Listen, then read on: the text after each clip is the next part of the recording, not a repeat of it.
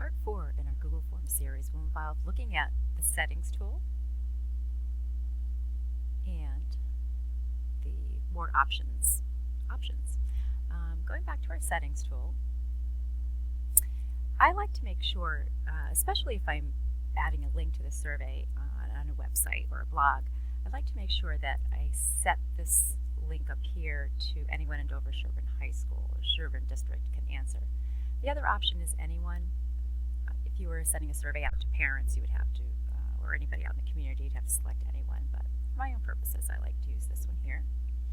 I also like to collect the DS district username, and that ensures that each student is responding using their own Google Drive. Then you have a bunch of other options here, and certainly it's personal preference as far as what your survey is about. Do you want your respondents to submit more than one response, yes or no? You could play around with these, and again, it really does depend on what your option, what your preferences are. If it's an assessment, you might want to shuffle the question order around or not. So just play around with those. The other thing that I like to personalize a little bit is the confirmation page. The response or the default for the message to the respondents once they've submitted their work is your response has been recorded. If you want to change that, just type something else in. Thank you for taking my survey, and save that once you're done. Oops. Going over here to this More option, this is just an easy way to make a copy of your survey, trash it, print it, add a collaborator if you want somebody else to help you setting it up. And again, you can do all of these type of things right through Google Drive, but it's a nice option to be able to do it right in the survey itself. And then the other feature we have here is the Send option.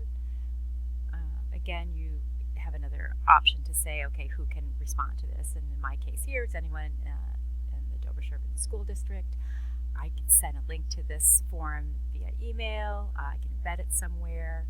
I can share it on Twitter, Facebook, Google+. I can also get the web address here. I can copy and paste it to an email.